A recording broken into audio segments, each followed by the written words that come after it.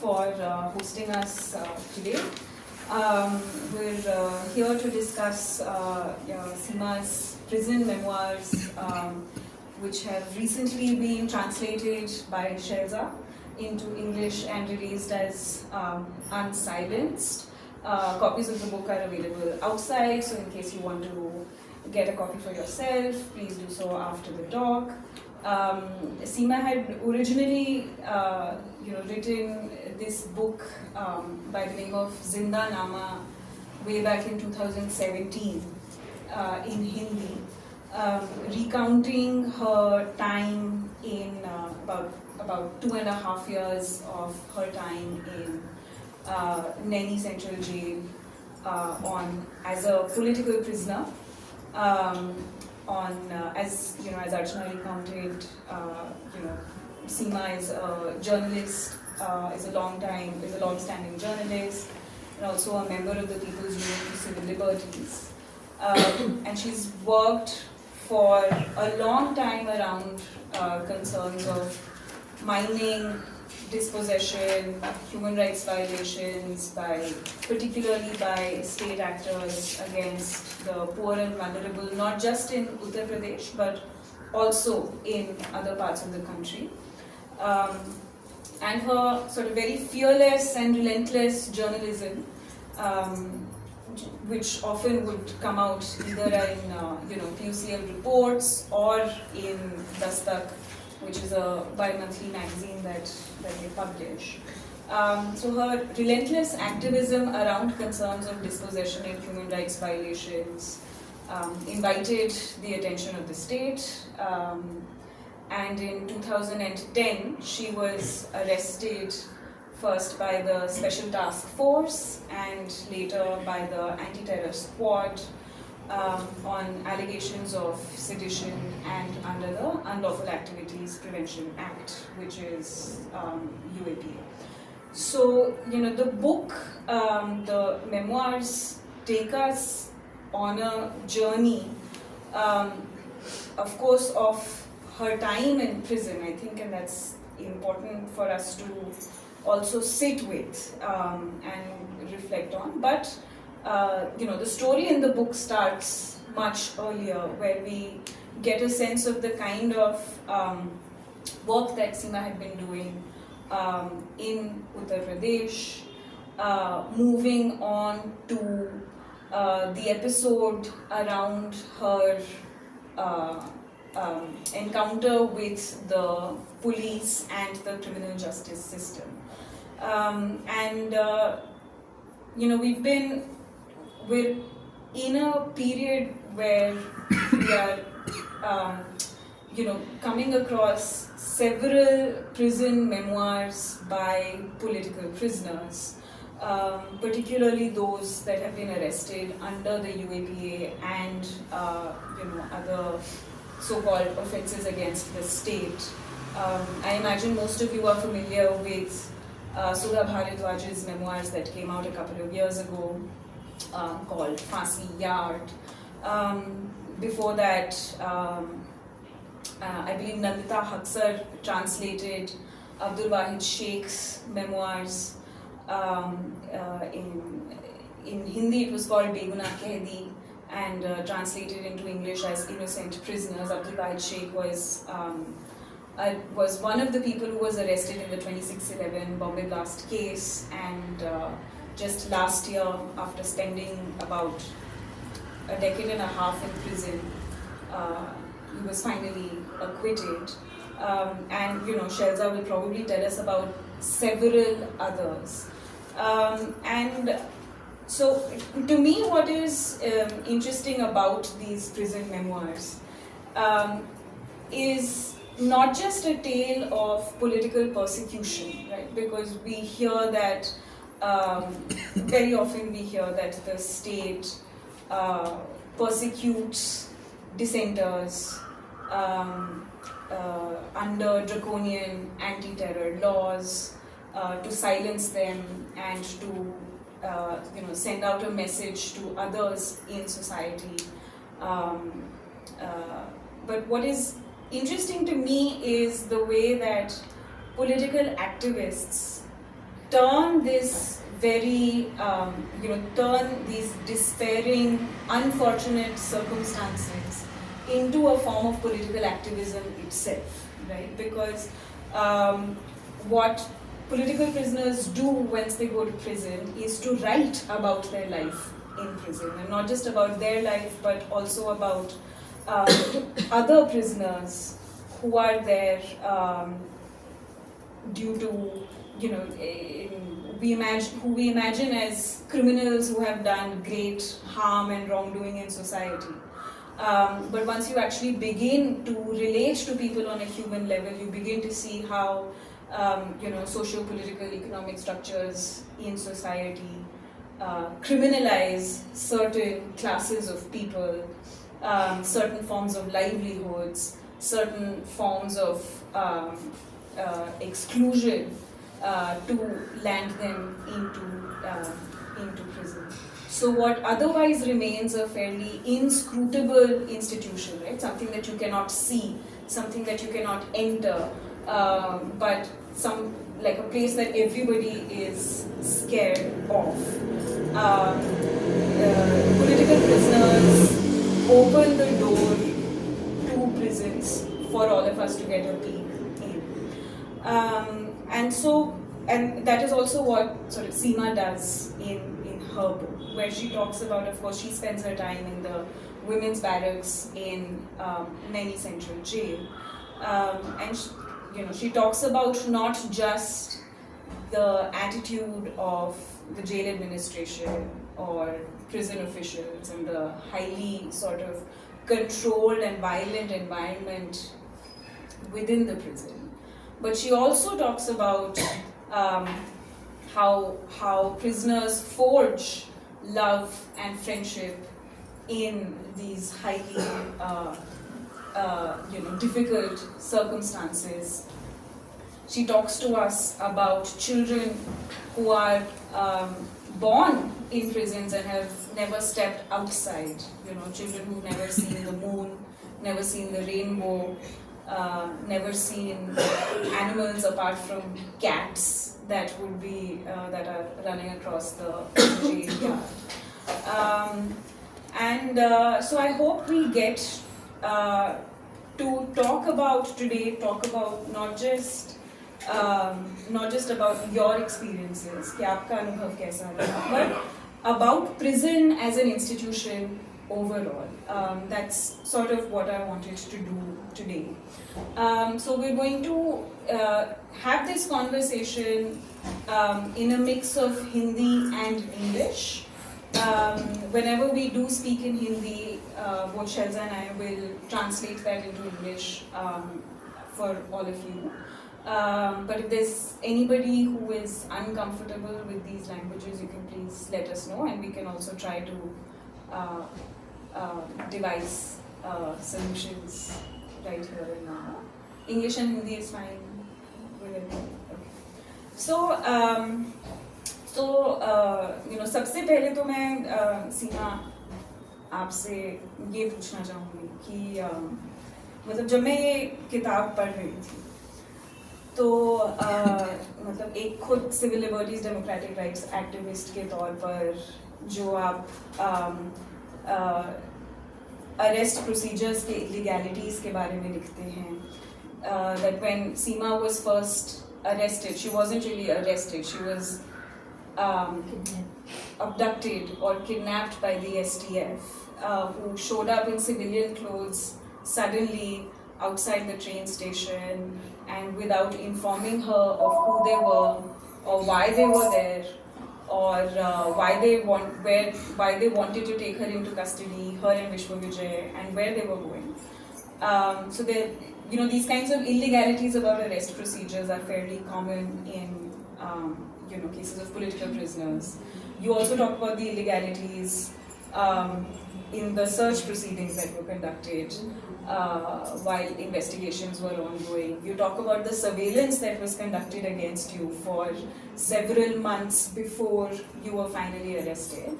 But जब मैं ये किताब पढ़ रही थी, सबसे ज़्यादा जो मुझे दिलचस्प चीज़ लगी वो थी आपकी ज़िद और आपका लड़कपन। आप जब आपको STF वाले अरेस्ट करने आए, आप STF वालों से लड़े। जब आपको चौकी लेके गए, चौकी में जो महिला थानेदार थी, आप उनसे लड़े। आप ATS के जब ऑफिशियल्स आपको इंटेरोगेट करने आए, आप उनसे लड़े। आप जेलर से लड़े, आप बाकी अपने कैदियों से लड़े। तो एक महिला होने के तौर पर जो ये जिद और लड़कपन होता है, वो हमको बचपन से ही बोला जाता है कि ये आपके लिए नहीं है, ठीक है, कि आप सबकी बात माननी चाहिए, लड़ना नहीं चाहिए, आवाज़ ऊंची नहीं उठानी चाहिए। तो आपकी इस जिद का राज क्या है, कहाँ से आता है और क्यों? Yeah, so the question is that the thing that stood out to me the most when I was reading the book was just how stubborn and argumentative Seema is as a woman, right? And she would argue with police officials, she would argue with jail administration, she would argue with basically people who have tremendous power over her. And was very stubborn and would refuse to budge from her position, would insist on basic rights, actually. And that's not something that we are brought up, that we learn as a feminine trait growing up in our families. So I wanted to talk to you about this stubbornness that you bring to your work. पहले तो sorry, मैं हिंदी में ही बोलूँगी, शैलजा और आप लोग translate कर देना। तो ये तो मैं नहीं बता सकती कि कहाँ से आई है चीज़ें, क्योंकि मतलब मैं जिस परिवार में पली बढ़ी वहाँ पे तो मेरे घर का माहौल तो बहुत ही ज़्यादा पेट्रियार्कल और फ्यूडल था। तो वहाँ पे तो मतलब मैं बहुत दब्बू थी पहले तो, फिर वो कैसे मेरा चेंज हुआ मुझे नहीं पता। मुझे लगता है कि शायद मैंने एक बार थिएटर किया, शायद इसलिए आया या जैसे भी आया पता नहीं, पर ये है कि मैं बदमाश लड़की थी, मतलब जिद्दी लड़की, घर में कहीं जाती थी और सब लोग ये बोलते थे। और यहाँ पे मैं ये जो पोस्टर पढ़ रही थी तो मेरे दिमाग में ये बातें आ रही थी कि बुरा होना ऐसी सोसाइटी में अच्छा होता है, तो थोड़ा बुरा होने में कोई बुराई नहीं है। तो मतलब ठीक है, वो एक एब्स्ट्रैक्ट सी चीज़ है कि आपको अच्छी लड़की बनना है, लेकिन कहाँ पे क्या चीज़ अच्छा है वो उस माहौल से तय होता है। तो अभी का जो माहौल है मुझे लगता है कि उसमें थोड़ा सा बदमाश होना, थोड़ा ज़िद्दी होना अच्छा है। जब आपका राइट कोई छीन रहा हो तो ऐसे माहौल में आपको ज़िद्दी होना ही चाहिए। तो मुझे लगता है कि कैसे आया मुझे नहीं पता, पर मुझे लग रहा था कि नहीं, मेरा राइट कोई ले रहा है। तो हाँ, ये बोल सकती हूँ, अभी मुझे अचानक से याद आया कि मेरी जिद की शुरुआत पढ़ाई से हुई है। तो जैसे मेरे पापा तो बोलते थे कि 10th के बाद ही प्राइवेट पढ़ना आप लोग जानते हो, मतलब घर पे रह के पढ़ना है और जाके केवल एग्जाम दे के आना है, तो रेगुलरली कॉलेज नहीं जाना है। तो मैंने जब 8th पास किया तब से ही मेरे पिताजी चाहते थे कि मैं वैसे पढ़ाई करूँ। तो वो शायद पहली जिद थी, मतलब जिद्दी पने की शुरुआत, कि ठीक है फिर मैं पढ़ूंगी ही नहीं और मैं जाऊंगी तो मेरी माँ ने मेरा साथ दिया। तो फिर मेरी माँ ने कहा कि नहीं ठीक है, जाएगी ये और मैं जिम्मेदारी लेती हूँ। फिर मैंने 10th पास कर लिया, तो फिर 11th में वही बात कि ठीक है 10th कर लिया, अब नहीं जाना है। तो और वजह कुछ भी नहीं, वजह जो है मैं नहीं थी खुद, कि मैं बदमाश थी, मैं कहीं भाग जाती थी, मैं कहीं पिक्चर देखने चली जाती भी तो मैं उसको गलत नहीं बोल रही, लेकिन मैं ऐसी नहीं थी। वजह केवल सोसाइटी को देख के मेरे पापा के अंदर का जो डर था वो वजह थी। सोसाइटी तो सबके लिए वैसी है, लेकिन उसको लेके उनका जो डर था वो वजह थी। उसकी वजह से वो नहीं चाहते थे कि मैं रेगुलरली कॉलेज जाऊँ। फिर वो 12th में भी आया, फिर वो यूनिवर्सिटी जाने के टाइम में भी आया, तो मुझे बार बार अपनी पढ़ाई के लिए लड़ना पड़ा। उससे मैं थोड़ा जिद्दी हो गई शायद। और फिर उसके बाद यूनिवर्सिटी जाने के लिए तो एकदम इतना ज़्यादा हर रोज़ फाइट होती थी, और वो फाइट बहुत मज़ेदार है, वो अलग से उसका टॉपिक हो सकता है, क्योंकि वो फाइट ऐसी भी होती थी कि मेरा यूनिवर्सिटी वाला टाइम हो रहा है और मैं देख रही हूँ कि पापा जल्दी से बाथरूम में जाए और मैं साइकिल लेके भागूं क्लास करने के लिए, क्योंकि उनको लगता था कि क्लास कौन करता है, रोज घर में बैठ के पढ़ो, क्लास रोज करना जरूरी है क्या, वो भी यूनिवर्सिटी में जहाँ पे लड़के लड़कियां साथ पढ़ते हैं, वहाँ पे क्या करने ये रोज जाती है। तो इस तरह से चला बहुत ज़्यादा। तो शायद वहाँ से ये जिद आई कि मुझे नहीं पढ़ाई करनी है, मुझे अपना राइट असर्ट करना है, वहाँ से शायद आया। और मैं यही कहूँगा कि कई बार ऐसे माहौल में कई दो तरह के रिस्पॉन्सेस होते हैं। एक तो इंसान बहुत ज़्यादा डर जाता है, दूसरा जब किसी को बहुत ज़्यादा दबाया जाए तो उल्टा रिएक्शन भी होता है, वो बहुत ज़्यादा गुस्से में भी आ जाता है। तो शायद मैं दूसरे टाइप की पर्सन थी कि उल्टा रिएक्शन वाली, तो शायद इसलिए ये आ गया। Okay.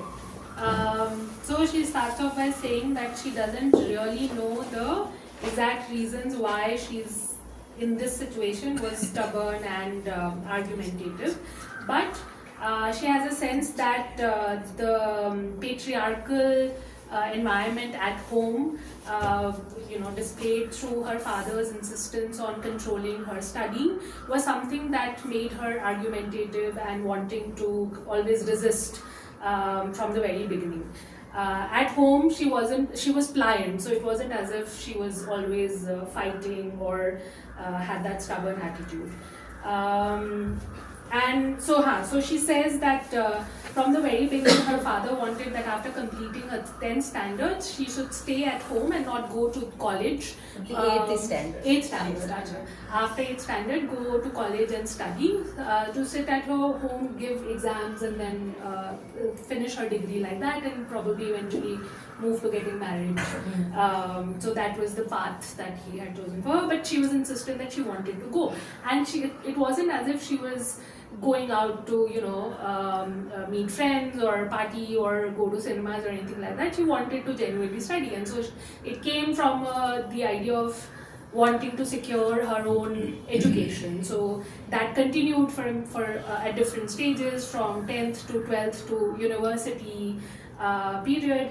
And she narrates some interesting fights, daily fights with her father, where it was a struggle to, if her father's gone to the bathroom, she would want to use that moment to take the cycle and run away to the university, because her father didn't understand who wants to go and sit in classes every day, who's that interested in studying. And I remember he actually also told me that her father used to measure the amount of petrol in her moped to ensure that she's only gone to the university and back and nowhere else. So all of those were daily fights that she's fought. She becomes comedy. So it is comedy for her. But those are things that she did daily, became insistent, argumentative, and brought forward. But also she says that in situations of, as Radhika said, where she encountered people who had so much power over her, who were unknown, had taken her to, abducted and taken her to unknown locations, her and her partner Vishwajay. So she said there could have been two responses. Either she could have shut down because of fear, or she became angry because of what was happening to her. So clearly she's learned something about herself, where she thinks that in such a situation she ended up being the person who was very angry at what was happening. तो ये जिद जो है आपके father के खौफ से शुरू होती है, और हम देखते हैं कि ये एटलीस्ट जो आप अपने मेमोइर्स में देखते हो, मोदी के खौफ तक जाती है। एग्जैक्टली। तो और वो जिद और क्रोध दोनों जगह हम देखते हैं, और यही एक थीम है जो आपकी जो पिछली किताब है उसमें भी आपने इसके बारे में लिखा है कि महिलाओं के लिए जो है जेल जो है वो नैनी सेंट्रल जेल नहीं होता है सिर्फ, महिलाओं के लिए बहुत जेल होते हैं समाज में। तो जो आप कहते हैं कि वो जेल से जेल तक का रास्ता नापा है आपने, तो उसके बारे में आप कुछ बताइए कि महिलाओं के लिए जेल का क्या मतलब होता है। हाँ, वो दूसरी वाली जो बुक है इसके बाद आई है वो हिंदी में, तो वो मैंने अपने लाइफ से तो मैं उतना नहीं समझ पाई थी। जब मैं जेल गई तो वाकई में उतना समझदार भी नहीं थी और उतनी अच्छी एक्टिविस्ट भी नहीं थी। उसके बाद में मैं हुई हूँ, ATS वालों ने बनाया। तो जब जेल में जाने के बाद मुझे बहुत सारी औरतों की स्टोरीज पता चली, तब मुझे समझ में आया कि सच में मतलब वो उस जेल को जब एंजॉय करती थी, जो एक बड़ी जेल, जो एक स्टेट की जेल है, एक दिन वो लोग उसको एंजॉय कर रही थी, बहुत ज़्यादा डांस कर रही थी और खूब हंस रही थी कि हम लोग सास से दूर हैं, अपनी मदर इन लॉ से दूर हैं, अपने हस्बैंड से दूर हैं, उसके कपड़े धोने से दूर हैं, खाना बनाने से दूर हैं। तो वो उसको बहुत इंजॉय कर रही थी, डांस कर रही थी और वो बहुत तरह के ड्रेस पहन के और वो मतलब एक नाटक जैसा भी क्रिएट कर रही थी, कोई हस्बैंड बन गया ऐसे करके। तो वो उस दिन मुझे बहुत ज़्यादा बहुत दुख भी लगा और मुझे अजीब सा फीलिंग आने लगा कि ये लोग पहले भी एक जेल में थी और अभी जब वो उस छोटी छोटी अपनी अपनी घरों की जेल से जब वो बाहर निकल के आई हैं एक बड़ी जेल में, जहाँ पे कोई उनको गाइड करने वाला कोई पेट्रियार्कल अथॉरिटी नहीं है, ना तो उनकी सास है, ना उनका पिता है, ना उनका पति है, तो वो उसको कितना एंजॉय कर रही हैं। तो उस दिन जो ये बात आई मेरे दिमाग में, वो बहुत थॉट प्रोवोकिंग था एक तरह से कि इसको लेके ज़रूर कुछ लिखा जाना चाहिए। फिर उसके हिसाब से जब मैंने उनको, वो क्यों आई जेल में, उसको जानना शुरू किया, उनकी कहानी जानना शुरू की, तो मुझे ये लगा कि उस जेल को में जो एडजस्ट नहीं हो पाता है, जो छोटी छोटी अपनी घरों की जेल में जितनी औरतें एडजस्ट नहीं कर पाई, खास तौर से मैं विमेन प्रिजनर के बारे में ये बात कर रही हूँ, जो स्टेट की जेल है, उस जेल में जितनी भी औरतें हैं वो वही औरतें हैं जो अपनी घरों की जेल में एडजस्ट नहीं कर पाती हैं, जो पेट्रियार्की को चुनौती देती है, जो फ्यूडलिज्म को चुनौती देती हैं, वो उनसे कुछ ना कुछ क्राइम हुआ और फिर वो जेल में आ गई। तो उनको मैं क्रिमिनल की तरह से देख ही नहीं पाई और नहीं देखा जाना चाहिए, इसीलिए मुझे दूसरी किताब लिखने की भी ज़रूरत पड़ी इस बात को कहने के लिए। तो मुझे लगता है कि इसको ये, और फिर जब वो वापस जाती है वहाँ पे, जैसे एक मैं इंसिडेंट बताती हूँ कि एक वो शनिवार की वहाँ पे मुलाकात होती है, तो उसमें जब शनिवार की मुलाकात में मतलब इंटरनल अगर हस्बैंड वाइफ जेल में है तो उनकी आपस में मुलाकात होती है। तो एक शनिवार की मुलाकात में एक हस्बैंड ने अपनी वाइफ को कपड़ा दिया अपना कि इसको साफ करके अगले शनिवार को लेके आना। तो फिर वो लेके आई अरे अभी आगे हंसने की बात है तो वो लेके आई, तो ये भी एक पेट्रियार्कल सिस्टम है कि महिला जेल में आदमियों के कपड़े अलाउड नहीं है। तो वो जब वो गई तो तलाशी होती है, तो फिर तलाशी में वो मर्दों के कपड़े ले लिए गए, ये क्यों लेके आई थी, तो बताया कि अरे उसने धुलने के लिए दिया है। तो जेल अथॉरिटी ने कहा नहीं, ये कपड़े तुम नहीं लेके जा सकती हो, ये कपड़े मैं जमा कर लेता हूँ और जब तुम अगली बार जाओगी तो ये उसको वापस कर देना या हम ही कर देंगे उसको। तो वो मुझे लगा कि वो औरत बहुत दुखी होगी, लेकिन वो बहुत खुश होकर चहकती हुई आई और उसने कहा कि वाह मुझे कपड़े धोने से आज़ादी मिल गई तो ये वाली जो जेल है इसको वो ब्रेक करके वहां आई थी, लेकिन उनको अपनी आज़ादी पता थी, वहां पर भी वो एक आज़ाद नहीं थी, वो एक पेट्रियार्कल सिस्टम से फ्री थी, लेकिन वही पेट्रियार्कल सिस्टम, वही फ्यूडल सिस्टम वहां पे उनको बहुत सारे नियम के रूप में, बहुत सारे अनुशासन के रूप में, बहुत सारे जो स्टेट के प्रोविजंस होते हैं, बहुत सारे नियम कानून के तहत उन पे लागू किए जा रहे थे। तो वो ये तो चाहती थी कि फिर इस जगह से भी हम निकले, लेकिन उनके पास कोई ऑप्शन नहीं था। इस जेल से भी निकल के वापस वो उसी जेल में जाएंगी और इस जेल से निकलने के बाद, स्टेट की जेल से निकलने के बाद उनका जो घरेलू जेल है वो और बड़ा जेल हो जाएगा। अरे ये तो जेल से आई हुई है, ये तो अपने हस्बैंड को मार के आई हुई है, तो वो जेल और भी बुरा होने वाला था और इसका कोई ऑप्शन नहीं है। तो अगर इस तरह का कोई संस्थान है, ध्वनि लीगल जो ऐड देता है अगर इस तरह का, तो मुझे लगता है कि उनको उनके लिए ज़रूर काम करना चाहिए कि उनका कैसे उनको, मतलब एक दो लोगों को मैंने भी रिहेबिलिटेट किया है, तो उनके परिवार के लोगों से बहुत ज़्यादा बात करनी पड़ती है, बहुत ज़्यादा समझाना पड़ता है। तो फैमिली ने एक्सेप्ट कर लिया तो ठीक है, लेकिन अगर फैमिली नहीं एक्सेप्ट करती है तो वो कहाँ जाएंगी, तो वो इस एक सोसाइटी का जो जेल है उसी में रह जाएंगी, तो क्या होगा फिर उनका। तो ये एक बात है। So the question was about another book that Seema has written about women prisoners particularly, where she talks about it as the journey from one prison to another, which is to say that women move from the prisons of their family, the prisons of their homes, into the prison system of the state. which is to say that women are not really ever free, even if they are not inside the four walls of a prison. And so to talk about the relationship between the family and the state as a custodial and curative environment for women. And so the stories that Seema tells are about how often the women prisoners that she lived with, she often found them celebrating their freedom from domesticity inside the prison, right? That they didn't have to cook, they didn't have to cook for their husbands, they didn't have to do laundry, they didn't have to do, the 24/7 caretaking that comes with being a wife in a house.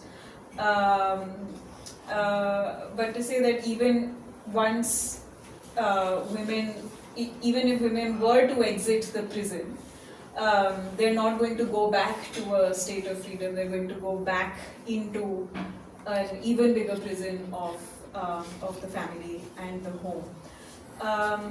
And she also says that usually the women that end up inside prisons are those sort of indisciplined, stubborn, argumentative, naughty, ungovernable women that do not fit into the mold of domesticity that patriarchy and feudalism crafts for them. And so their banishment is to the prison of the state. Yeah. The story is that if there are in prison, if there is a married couple that is imprisoned together, one would be in the women's barracks, the other would be in the men's barracks, and every Saturday they are allowed to meet on a weekly basis. On one such occasion, the husband came from the men's barracks and gave his dirty laundry to the woman to wash once she went back to the women's barracks, which the prison administration confiscated because apparently you're not allowed to have men's clothes in the women's prison. So Seema thought that the wife must be really distraught that that the prison officials took away her connect to her husband who is in another prison across the wall. But no, she was actually very jubilant that she did not have to continue doing his dirty laundry in the inside prison as well. Yeah.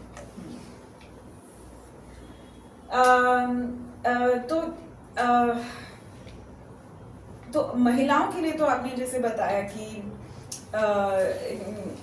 महिलाएं कैसे jail पहुंचती हैं, और structurally अगर हम देखें तो पितृसत्ता और सामंत कैसे महिलाओं को या तो गृहस्थी में बांध के रखती है, और जब गृहस्थी में नहीं बांध सकती है तो उन्हें जेल भेज दिया जाता है. पर जनरली समाज में आपके अनुसार जेल का क्या काम है? क्योंकि हम ये मानते हैं कि समाज में बहुत तरह के क्राइम्स होते हैं, बहुत हीनस क्राइम्स भी होते हैं महिलाओं के खिलाफ, बच्चों के खिलाफ, मर्डर, थेफ्ट वगैरह वगैरह, और इन सब क्राइम्स से मुक्त होने के लिए, विक्टिम्स को जस्टिस दिलाने के लिए और समाज में एक तरह की सिक्योरिटी बनाने के लिए ये ज़रूरी है कि हम क्रिमिनल्स को पनिश करें, उनको जेल में कैद करके रखें, उनको सज़ा दें. पर जितने भी अब प्रिजन मेमोइर्स हम आजकल पढ़ रहे हैं, और जैसे कि आप भी कहते हैं कि जेल का काम ये नहीं है. यहाँ पे वकील काफ़ी बैठे हैं, लॉ स्टूडेंट्स हैं, लॉयर्स हैं. हम ये भी जानते हैं कि सुप्रीम कोर्ट तक कहता है कि हमारे जेलों में जो है कैदी जो हैं कॉन्विक्ट्स नहीं हैं, बल्कि 2/3 से 3/4 अंडर ट्रायल प्रिजनर्स हैं, ठीक है, जिनके अगेंस्ट जिनका क्राइम प्रूव नहीं किया हुआ है अभी तक, पर वो फिर भी जेल में कैद है. तो इन सबको ध्यान में रखते हुए जेल का क्या काम है समाज में? ज़रूरी है क्या, या फिर हम या फिर हम जस्टिस को एक अलग नजरिए से भी देख सकते हैं? बिल्कुल, मुझे तो ऐसा लगता है कि जैसे मतलब हिस्ट्री में अगर जाए तो मतलब स्टेट बना, स्टेट जैसा है उसने उस सोसाइटी के जहाँ तक सोसाइटी पहुँची है उसके हिसाब से लॉ बनाया, नियम कानून बनाया, और जो भी उस मतलब कोई सहमत हो सकता है उस लॉ से, कोई नहीं हो सकता है, तो जो भी उससे सहमत नहीं है उसके लिए जेल बना दिया। तो ये मतलब इतनी वैसी चीज़ नहीं है कि ठीक है बहुत सारे नियम कानून है, उससे ज़रूरी नहीं है कि सब लोग सहमत हो। जैसे कि मैं एक उदाहरण देती हूँ कि जैसे कि वेजिंग वॉर अगेंस्ट स्टेट ना, ये एक लॉ है ना कि अगर कोई राज्य सत्ता के खिलाफ कोई अगर कहता है कि हम इसको उखाड़ फेंकेंगे तो फिर वो उसको अपराध मानती है। लेकिन अगर पर्सनली मुझसे पूछे या फिर बहुत सारे ह्यूमन राइट एक्टिविस्ट से पूछे तो वो इसको नहीं मानते हैं। मतलब ये इसमें जोड़ देते हैं, बहुत सारे लोग ये जोड़ते हैं, बहुत सारे लोग नहीं जोड़ते हैं कि हाँ हम नहीं मानते हैं, लेकिन अगर वो हिंसक तरीके से होगा, आर्म्ड स्ट्रगल होगा तो हम मानते हैं, इसी का डिफरेंस है। लेकिन ये नहीं मानते हैं कि वेजिंग वॉर अगेंस्ट स्टेट कोई क्राइम है। लेकिन भगत सिंह का पूरा जो धारा है वो सारे लोग इसके तहत जेल में गए, तो अगर देखा जाए तो जेल उनके लिए नहीं था, लेकिन वो लोग सेडिशन के लिए नहीं गए। गांधीवादी पूरी धारा वो सेडिशन के लिए गई, राजद्रोह के लिए, लेकिन भगत सिंह की पूरी धारा वो वेजिंग वॉर के लिए गई। सेडिशन भी इसी तरह का है, इसी तरह का लॉ है जिसके लिए जेल भेजने की जरूरत नहीं है। मतलब इसका इन दोनों कानून के मौजूद होने का मतलब है कि अभी स्टेट पूरी तरीके से डेमोक्रेटिक नहीं हुआ है, यही मतलब है ना इसका। इसीलिए वो जैसे ही आप उसकी आलोचना करेंगे उसको जेल भेज देंगे। तो ये तो एक बहुत ही मतलब वेग सी और मोटी मोटी बात है, लेकिन इसमें बहुत थेफ्ट भी आता है जिससे हम आम लोग बहुत परेशान भी होते हैं कि मर्डर हो जाता है, चोरी हो जाती है, बहुत सारा भी साइबर क्राइम भी हो गया, ये सब तो है। लेकिन मुझे ऐसा लगता है कि ऐसा क्यों है कि अलग अलग सोसाइटी में क्राइम का नेचर अलग अलग है, तो उसकी वजह ये है कि सोसाइटी कैसी है उस हिसाब से क्राइम डिसाइड होता है। तो अगर किसी सोसाइटी में लोगों को ये सिखाया गया है या फिर लोगों की अपब्रिंगिंग इस तरह से हुई है, मैं किसी परिवार की बात नहीं कर रही हूँ, मैं पूरी सोसाइटी की बात कर रही हूँ। मतलब एक जो देश है उसकी सोसाइटी किस तरह से डेवलप हुई है उसकी अगर बात करें तो अलग अलग जगह पे अलग अलग क्राइम रेट है, अलग अलग तरीके का क्राइम रेट है। तो इसका मतलब है कि किसी सोसाइटी में किस तरह का क्राइम ज्यादा होगा ये इससे डिसाइड होता है कि वो सोसाइटी कहाँ तक पहुंची है। तो इसी से ये भी जनरेट होता है, ये भी निकल के आता है सामने कि इसका मतलब है कि बहुत सारा क्राइम हम इस तरीके से चुटकियों में ठीक कर सकते हैं कि अपनी सोसाइटी में बहुत सारी चीजें हम दे सके, अपनी सोसाइटी को वैसा बना सके। जैसे मैं औरतों के हवाले से अगर बताऊं तो जितनी भी औरतें जेल में थी वो मर्डर के चार्ज में, तो उनको अगर हम भेजे बोलें अगर इस सोसाइटी से हम पेट्रियार्की को हटा दें, माइनस कर दें, ये सोसाइटी पेट्रियार्की लेस हो जाए और फ्यूडलिज्म से गायब हो जाए इस सोसाइटी से, तो एक भी महिला जेल में नहीं रहेगी। क्योंकि जितनी भी महिला थी उन सबका क्राइम ये था कि वो किसी और से शादी करना चाहती थी, उनकी शादी जबरदस्ती कहीं और कर दी गई, वो वहां पे नहीं रहना चाहती थी, झगड़ा होता था रोज रोज, फिर लड़ाई झगड़े में एक दिन या तो पति पत्नी को मार देगा या तो पत्नी पति को मार देगी। तो पत्नी ने मार दिया तो फिर पति ने पति को, तो फिर वो जेल आ गया। कई बार ऐसा भी हुआ कि वो किसी और से जिससे शादी करना चाहती थी उसने ही मार दिया, और लेकिन सबूत मिटाने में क्योंकि ये शामिल थी इसलिए इसको भी जेल में ला दिया। कई जगह पे ऐसा था कि वो उस जगह पे शादी नहीं करना चाहती थी, लेकिन वो गई वहां पर और फिर वहां पे उसने सुसाइड कर लिया औरत ने। तो उस घर की जितने पुरुष हैं वो प्लस जितनी औरतें हैं वो सब डाउरी केस में अंदर आ गए, क्योंकि और कोई केस उनपे क्या दर्ज करे, मतलब फिर और कुछ ऐसा है नहीं जो उनपे लगाया जा सके। अगर किसको ये सोचता है कि इसको क्या मैक्सिमम सजा, मेरी बेटी उस घर में गई और मर गई, तो कोई यही सोचता है डाउरी का लगा देते हैं।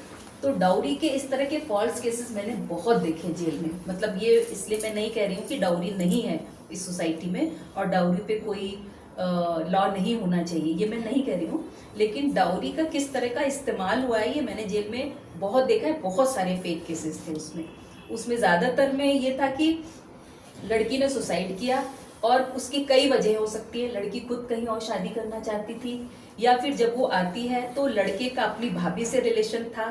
क्यों? और भाभी से रिलेशन इसलिए था क्योंकि भाभी का हस्बैंड मतलब उसका भाई डेथ कर गया है, तो घर में इस तरह के रिलेशन बन गए। तो इस तरह में देवर और भाभी आ गए जेल में दोनों। तो ये सब क्यों है? इसकी वजह क्या है? अगर मान लीजिए कि दो लोग चाहते हैं कि साथ में रहें तो उनको रहने दिया जाए, इतना सिंपल सा वो है ना। मतलब इसका अगर बहुत सिंपल सा समाधान है, अगर बहुत सिंपल तरीके से, अपने दिमाग को कॉम्प्लिकेटेड मत करें, एकदम सिंपल तरीके से सोचें कि किसी का हस्बैंड मर गया है, वो किसी और के साथ रहना चाहती है, जाना चाहती है, जाओ भाई ठीक है, तो ये सब क्राइम नहीं होगा। लेकिन अब नहीं, तुमको इसी नियम के तहत रहना होगा, ये जो पेट्रियार्कल नियम है, इसलिए औरतों के लिए जेल की जरूरत पड़ी।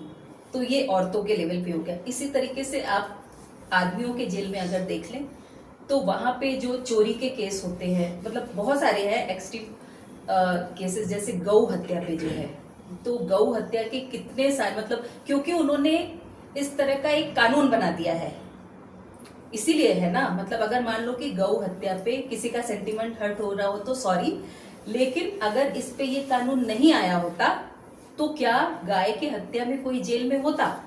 तो उन्होंने पहले इस तरह का कानून ले आए और उसके बाद फिर इसके वजह से उनको जेल की जरूरत पड़ी। इस तरह से बहुत सारे अभी जैसे लव जिहाद बोल के जो कानून लेके आए हैं, वो उसमें क्या है, दो अलग अलग रिलीजन के लोग साथ में रहना चाहते हैं या शादी करना चाहते हैं, उसको रोकने के लिए वो कानून लेके आए। तो अब आप इस तरह के एक्ट को आप बोलोगे कि ये क्राइम है, इसके लिए फिर उनको जेल की जरूरत होगी। या फिर आप बहुत बड़े लेवल पे किसी मर्डरर को देख लो, तो जब ये सोसाइटी ही ऐसी है कि जिसके पास जितना पैसा होगा उतना पावर होगा, अगर ये सोसाइटी आपने ऐसी बना दी है तो हर कोई पावर के लिए लड़ाई करेगा, तो मर्डर भी होगा और बहुत बड़े पैमाने पे डकैती, लूट और बहुत सारी इस तरह की चीजें होंगी। जिसके पास पावर है वो भाग भी जाएगा, वो जेल में भी चले। तो उसको जो सोसाइटी का जो ये नियम है, नियम कानून बहुत सारा, उसके कारण से जेल की जरूरत पड़ी है। अगर हम एक जस्ट सोसाइटी बनाने की ओर बढ़ते हैं तो जेल की जरूरत अपने आप कम होती जाएगी। लेकिन अभी उल्टा हो रहा है, अभी जेल से उनको मजदूर भी चाहिए होते हैं। तो अमेरिका वगैरह में तो जेल की बहुत बड़ी पॉपुलेशन को मजदूरी के लिए इस्तेमाल किया जा रहा है। और यहाँ पर भी तिहाड़ में भी अब वहाँ की बनाई मोमबत्तियाँ, लखनऊ जेल में भी उनको 10 रुपए एक जूट के बैग का केवल 10 रुपए मिलता है और बाहर वो 300-400 में बिकता है, और ये सारा मुनाफा जेलर के हाथ में जाता है। तो आपने जब इस तरह की सोसाइटी बनाई है कि हर चीज में सबको मुनाफा कमाना है, तो फिर आपको जेल की जरूरत पड़ेगी, क्योंकि कोई ये नियम तोड़ेगा अगर, तो आप उसको जेल में डाल दोगे। लेकिन आपका वो आपके पक्ष का है वो, तो फिर वो जेल के बाहर रहेगा। तो एक्चुअली जो जेल है, मतलब मोटा मोटी अगर मैं बोलूँ तो विद्रोही लोगों की जगह है उसमें मर्डरर भी है। मतलब मैं उनको नहीं, मैंने बहुत सारे लोगों को ऐसा देखा है कि जो मतलब एकदम टिपिकल क्रिमिनल्स हैं, और बहुत मजेदार ये है कि उनसे जेल अथॉरिटी डरती है, उनको जेल अथॉरिटी डरा के नहीं रख पाती है, बाकी सारे लोगों को बहुत डरा के रखती है, पर वो जेल पे अंदर जाते हैं क्योंकि एक जुडिशरी ने उनको भेज दिया है, पर वो जेल पे राज करते हैं। खैर ये अलग टॉपिक है। मैं ये कह रही थी केवल कि जेल की जरूरत ही इसलिए है क्योंकि उन्होंने कुछ नियम बना दिए हैं। अब उसको फॉलो करने के लिए कि वो लागू रहे, लॉ एंड ऑर्डर मेंटेन रखना है, इसके लिए जेल की जरूरत है। तो अगर हम एक जस्ट सोसाइटी, एक न्यायप्रिय सोसाइटी की ओर बढ़ते हैं जिसमें सच में सबको न्याय मिल सके, सबके लिए बराबरी हो, तो मुझे नहीं लगता है कि जेल की जरूरत होगी। एंजेला डेविस भी ऐसा बोलती है, जो कि बहुत बड़ी एक्टिविस्ट है jail, abolish jail. So the question was why prisons? What purpose do they serve in society? And Seema's point, in a nutshell, she actually is that imprisonment and criminalization cannot be separated from socio-economic injustices in society. If you look at what are the kinds of crimes that exist, what is criminalized reflects sort of socioeconomic structures of injustice and discrimination. So you're looking not just at criminalization of things like murder or theft or sexual violence, but you're looking at a pervasive criminalization of sexual autonomy and autonomy in intimate relationships, in marriages, which bring women into prison in very large numbers. You're looking at a very narrow view in the law of what counts as domestic violence. So, जो आप दहेज के cases की बात कर रहे हो, the law understands domestic violence, at least criminal law understands domestic violence only through the prism of dowry. It doesn't recognize domestic violence in any other context, right? So when you talk about false cases of dowry, this is also an attempt to fit women's experiences and narratives of domestic violence into whatever the law will actually recognize. You're looking at love jihad legislation, criminalization of so-called love, interfaith intimate relationships, and increasingly you're seeing criminalization along communal lines, ethno-religious nationalism, where cow slaughter is criminalized, political freedoms are heavily criminalized, and so on and so forth.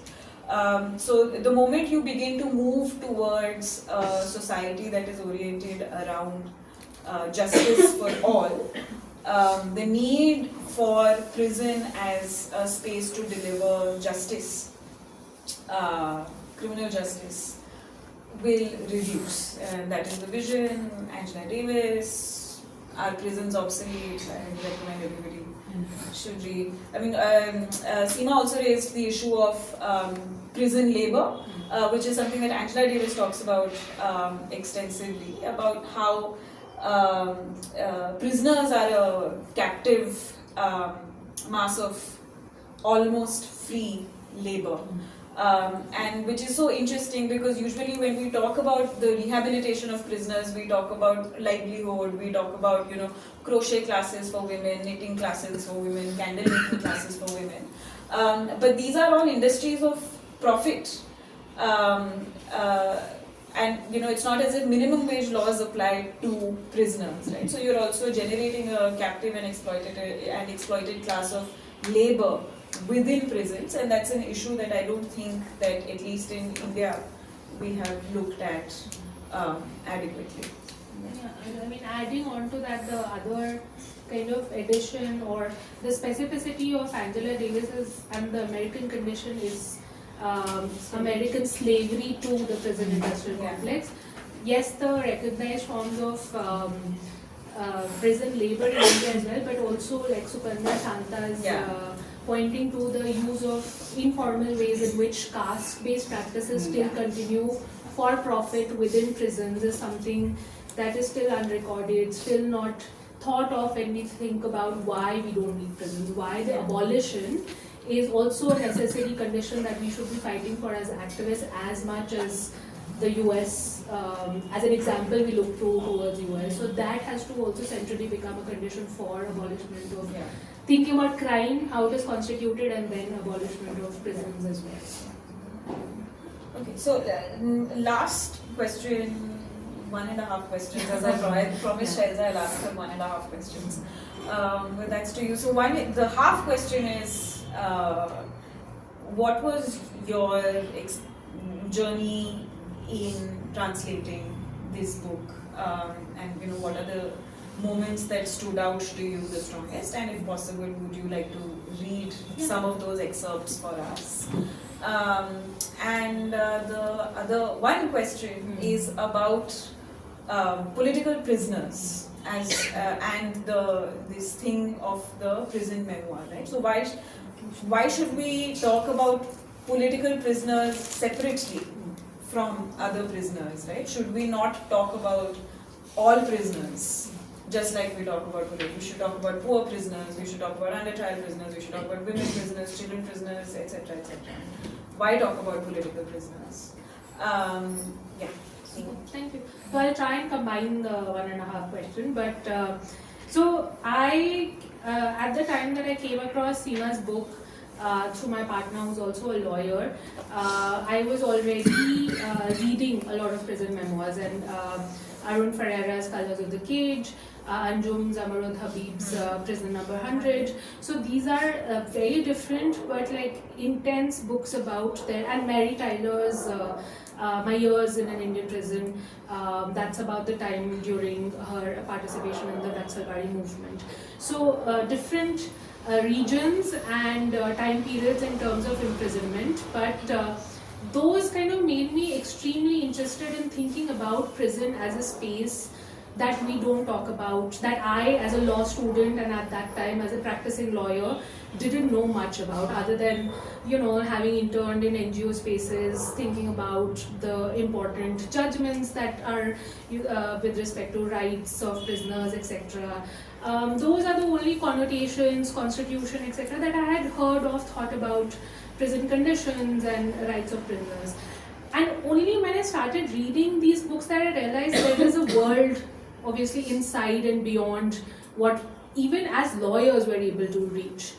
You have obviously within law schools also those programs where people go into Tihar jails, interact in these made up spaces where prisoners come and they'll do your 30 minutes of interaction with a training lawyer, etc.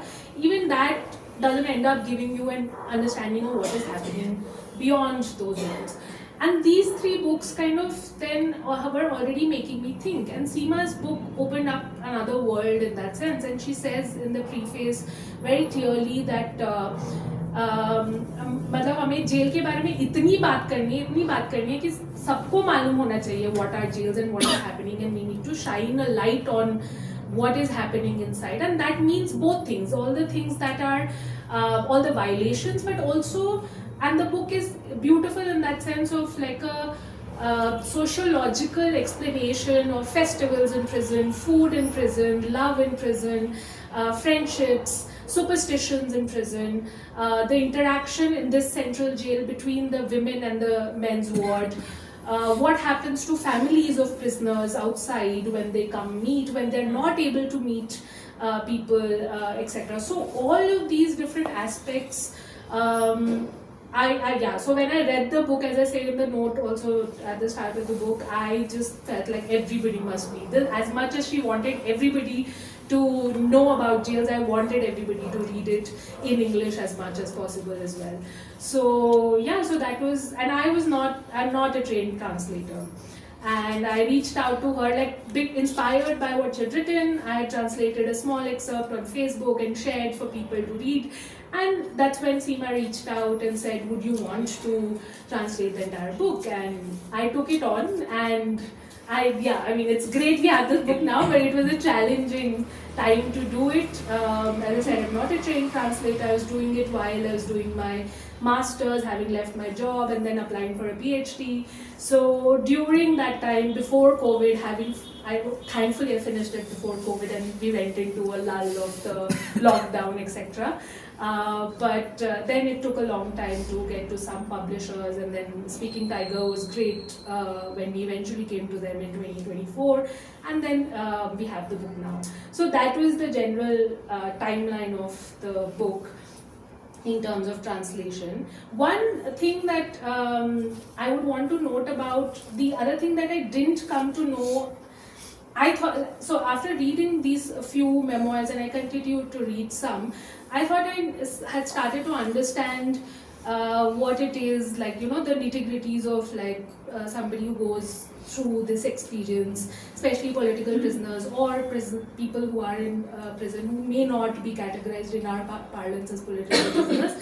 But I was looking through my emails for this, and I had sent about 50 pages of the translation portion to Seema to look at and review before I went ahead with the translation. And I saw her reply, and this was in 2017 or 18, I can't remember now, but she had written to me saying that Shailza had started reading the the translation, but it has been very difficult for me to revisit. I'm already going through a lot of whatever was happening at that point, but to reread and go through all the things again, I mean, that's also one question one can come back to. The writing of it happened during the prison as a diary.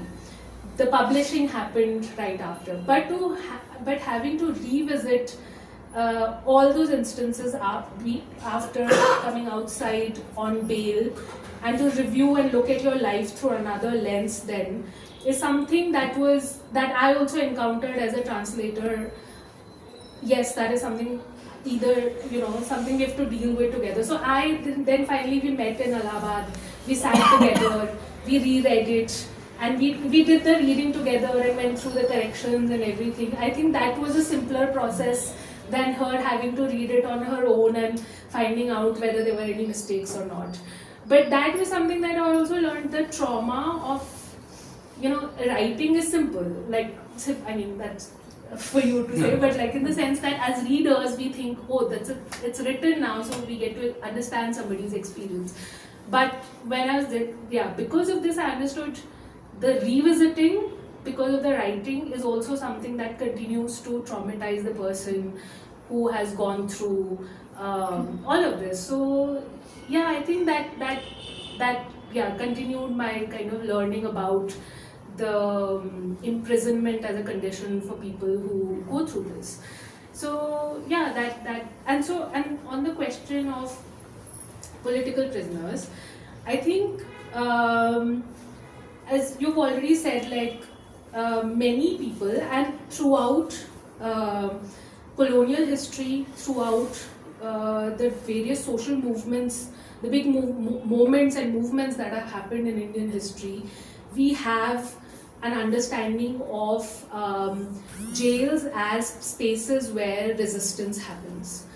And from those spaces, not only, and we understand through like scholarly work of Ujjwal Kumar Singh, who's written about political prisoners in India, and how the British made this category of political prisoners intentionally to separate them from the general population so that they don't influence others with anti-colonial thought. So there was already this understanding of that they are people who are dangerous, right? So, and they have to be separated. And that tradition in some way or the other has continued through movements, and activists have used that even during jail bharo movement and things like that as spaces of contention, resistance, showing to the state that they are political beings. So yes, in those ways, the idea of political prisonerhood is important. But we have to be able to separate, as we've already discussed, the fact that crime in itself is a political category. So what kinds of crimes are being made into a crime, and then because of that who's going into prison, that is also a political condition which we have to challenge, and as activists we continue to challenge. So that doesn't take away the idea, and Radhika's work also, and some of the work that WSS or PUDR etc. do with Adivasis in Jharkhand, Chhattisgarh, who for having fought for their land, livelihood etc. are those political prisoners who do not get the limelight in media like Sudhame or somebody else might, or somebody who's based in a city, has been to English-speaking schools, etc., etc. But that is also, I feel, a condition of how media portrays certain, star cases that need to be talked about somewhere. And I'm not saying that, so I mean, I'll leave it at that. And then, so I feel to some extent the category is important for us to remember what the state makes, what state criminalizes. And it is particularly, so imprisonment is particularly one of the conditions, one of the ways in which it oppresses activists. There's other things like surveillance, obviously unemployment, making it impossible for people to be employed, and various other ways. So imprisonment is only one of them. So retaining that category is also to talk about that. That is an important story when we think about political and social activists and movements and within. And so similarly, because movements, because of these people who are associated with movements, are also maligned. So I think retaining this complexity of, yes, we need the category while talking about the larger, and many anti-caste activists have spoken about the fact that in prison mostly it is Muslim, Dalits and OBC category of people under trial prisoners. So who makes the prison population is also a continued conversation we need to keep having. And finally, it is the jail diaries, their writing, English, Hindi and other languages that keep telling us about the conditions of prisons, what is happening, why we need to keep fighting, what are the new things. So Sudha's book, for example, brings out very clearly the prison industrial complex within India, the political economy of prisons, the situation of women who migrate from different borders and remain in prison. So all of those things, so diaries as an archive of the political situation that we are in, the social circumstances of our society are important and we should keep reading. So so I think that sort of about answers the questions. And I have an excerpt if everybody is okay with me. उसके पहले मैं शैलजा को एक चीज़ के लिए thank you कहना चाहूँगी. मुझे आज एक चीज़ समझ में आई अपने लिए कि वो मैं जब जेल डायरीज पे या जेल के बारे में बात करती हूँ या मुझसे कोई पूछता है तो मैं बहुत मजाकिया चीज़ें ही बताती हूँ, मतलब जिसमें इंजॉयमेंट हुआ हो. तो विजय जो मेरे पार्टनर हैं वो भी मुझको बोलते हैं कि तुम तो ऐसे बताती हो जैसे हॉस्टल में रह के आई हो.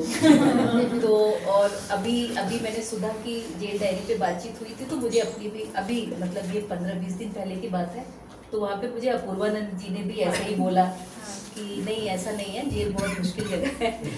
तो अभी मुझे ये समझ में आया कि मैं क्यों नहीं बता पाती हूँ, शायद मेरे दिमाग में आती नहीं है. जब शैलजा ने ये बताया कि शैलजा ने मेरे पास भेजा जब, तो मैं जब पढ़ने लगी तो मुझे लगा कि मैं फिर वापस उसी दिमाग में जा रही हूँ, मेरे दिमाग में फिर वही सारी चीज़ें चलने लगी. तो मुझे लगता है कि ये शायद वही वजह है कि मैं उन सारी चीज़ों को याद ही नहीं कर पाती हूँ या फिर बताने के लिए याद नहीं रहती है. तो जो ऐसी चीज़ें, तो मुझे ये चीज़ अभी समझ में आई.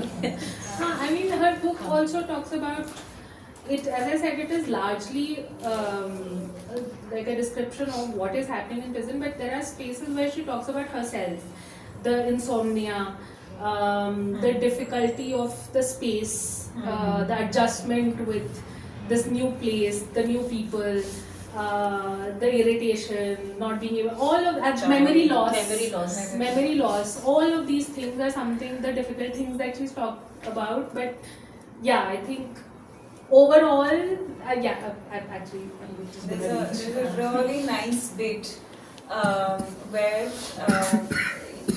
it's just about to rain, and Seema realizes that it's a bright day outside, it's just about to rain, there is bound to be a rainbow. So she calls all the kids who are in prison, right, and they've not seen a rainbow ever. So she calls all the children and she says, just sit here, you wait, you look at the sky and there's going to be a rainbow. They're like, rainbow kya hota hai, rainbow kya hota hai? And before you know it, there's not one but two rainbows that come in the sky, and there are children who see it for the first time ever in their life. So really, touching bit. Okay. So I'm going to read one of those light bits. And then we'll move on to, after Shailza reads the excerpt, we'll do Q&A. So I'm going to read from a section which is called Intriguing Jail Chronicles, Some Bits and Portions. So it's headed, Jails are unlike what I had imagined. 20 August 2011. All my preconceived notions about prisons were shattered on the very first day of imprisonment. there is an incredible flow of life inside those walls. It is not like water that slowly seeps through the cracks in rocks. No, life here resembles a bubbling stream crashing against rocks. Especially when I saw the many little children living in prison, I was relieved. Perhaps I thought it would not be so difficult to spend time here. On first entering prison, the children of the Sherawali, who are they're referred to as Sherawali because of their clothes and their get-up, and they are of Pardi tribe, women, denotified Pardi tribe. The Sherawali women would observe me intently. One of them, a girl named Seva, would feel my jacket and shoes repeatedly, to the point that I was exhausted by her persistent curiosity. Since it was winter when I arrived, the buzz of women getting ready early in the morning, then sunbathing in the compound would fill the entire barracks. They picked lice off each other's hair, tweezed each other's eyebrows, applied henna on their hair, and some even got facials in secret. I realized that beautifying oneself is an inseparable part of all women's lives. Even in the toughest circumstances, makeup and get-up are essential to their lives. In fact, I think many of these women would not have had the time or energy to devote to grooming themselves outside prison. Most women get their eyebrows shaped within a few days of entering prison. Salma was an expert at the job and in convincing women to go for it. She kept a close watch on all out of shape or thickening eyebrows and insisted they got them fixed. She had to spend 6 months to persuade me. When I gave in, everyone was amused and concluded that Salma spares no one. So I'm going to move on to a small other part.